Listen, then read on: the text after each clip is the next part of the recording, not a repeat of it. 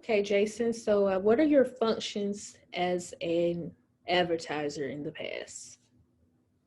Well, in the past, in my previous roles as an account executive, my main responsibility and duties were to help bring the products and services and really viewership to my partners and my clients and my advertisers.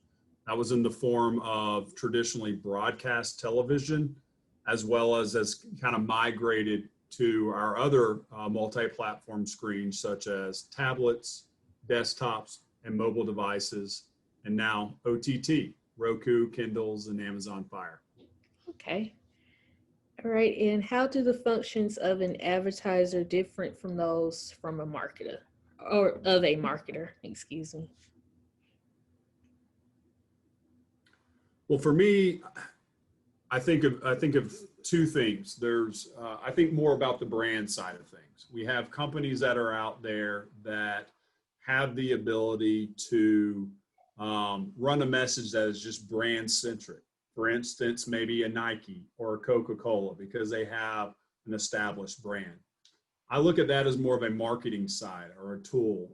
I also look at marketing as something that a company does maybe a little bit more internally through press releases, announcing things through our news outlet. From an advertiser standpoint, and this is just me personally, I look at that as someone who's aggressively going after trying to grow market share or increase their business.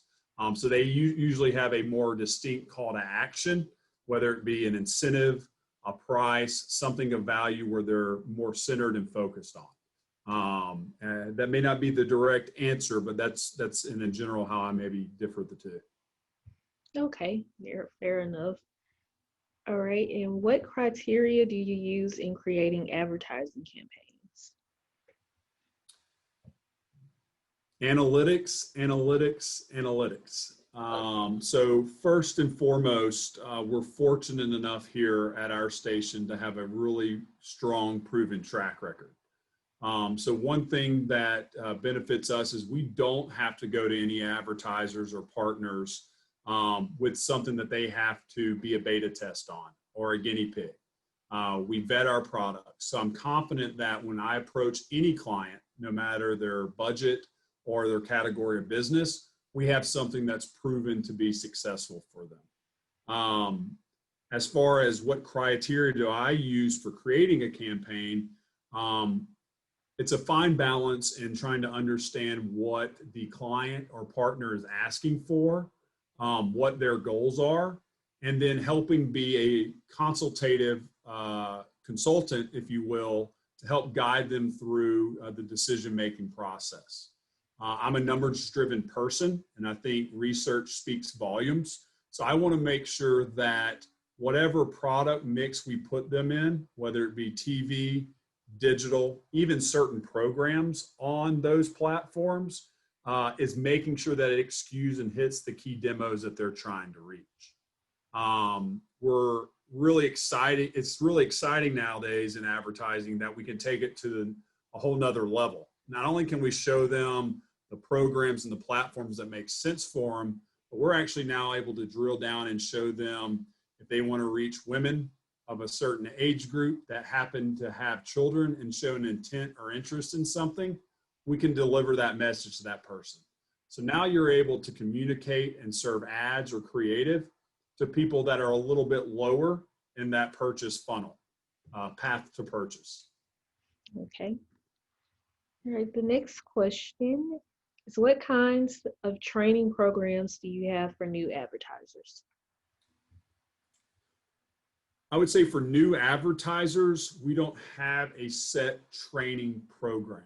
However, with that said, we do have a very dedicated training program for our staff at all levels, from new AE training to senior AE, from management all the way up, which does indirectly spill over to our clients. From a training standpoint, though, I think that's a really good question, because that's really all we're doing, right? We're working with someone else to build trust, to build a relationship. And a lot of times when a partner comes to us, it's their first time in advertising or advertising in this medium.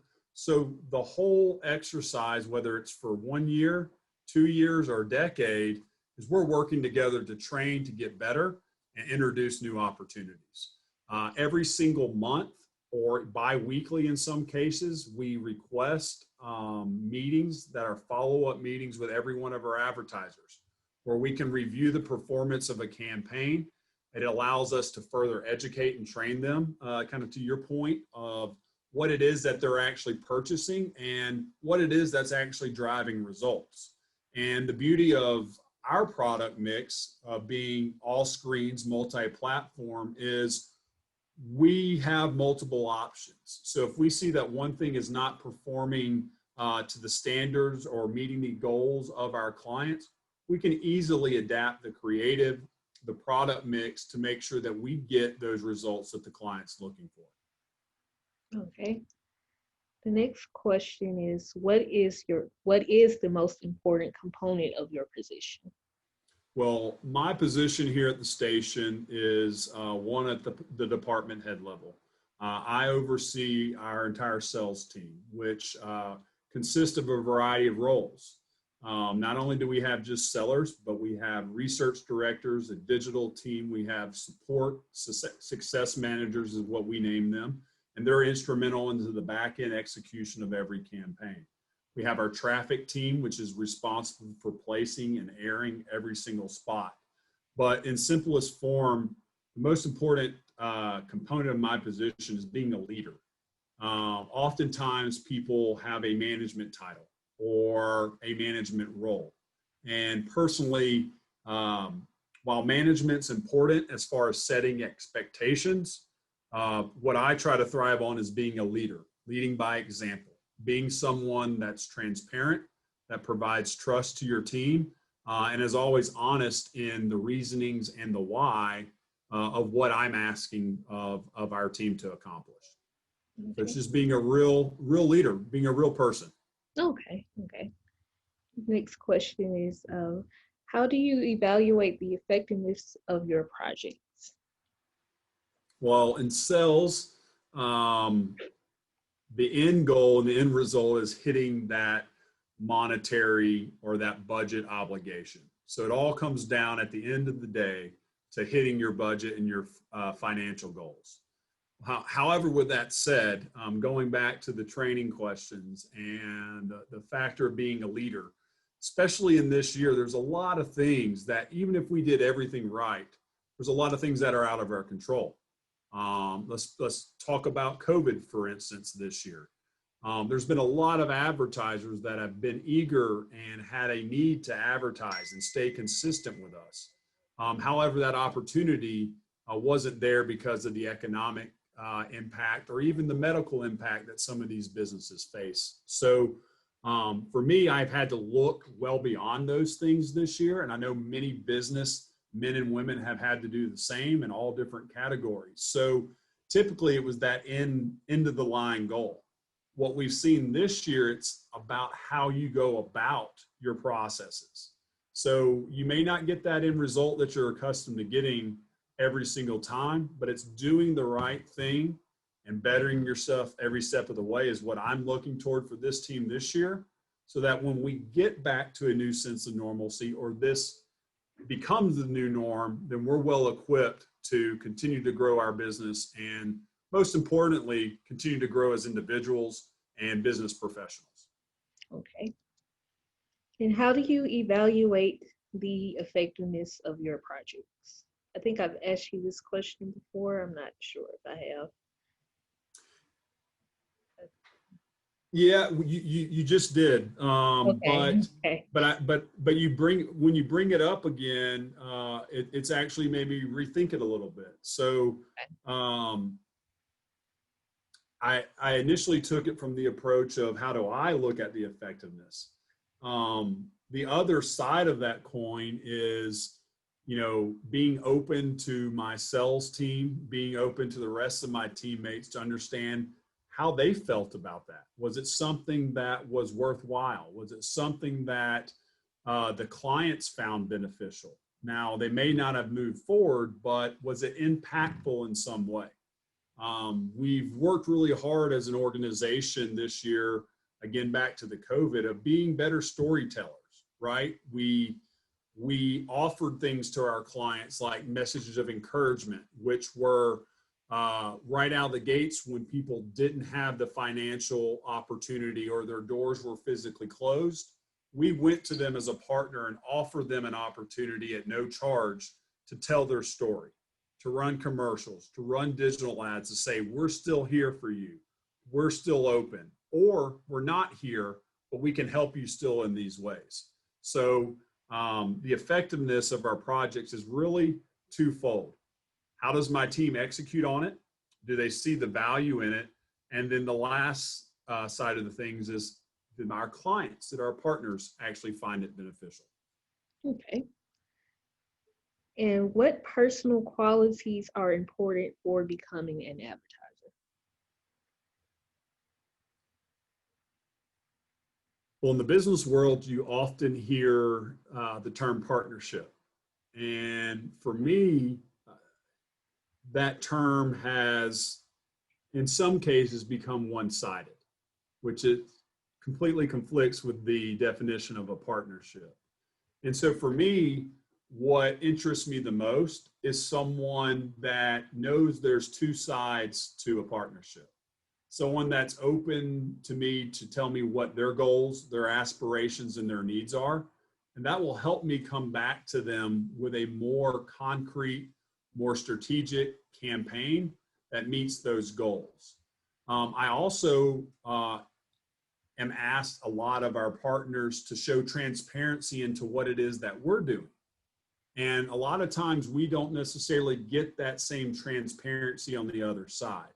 Now, from being a businessman, I can respect that some people want to keep their cards close to their vest or may not want to divulge everything that they're doing out of fear that that opens them up. But from my seat, I can't change anyone's mind. But what I can help do is guide them to a way that might be more efficient, a way that may be potentially more effective, or actually save them more money and reach more eyeballs just by switching the product. So for me, it's all about a partnership, a two-way street. And for those clients that are, I want to say, vulnerable and brave enough to divulge that information, those are the ones that typically have the most success with our company, because we know exactly what everyone expects and what we need to do to make a campaign successful. Okay. Any advice do you have for future sales executives who are coming out of college and who want to pursue a management role once they get into that executive position?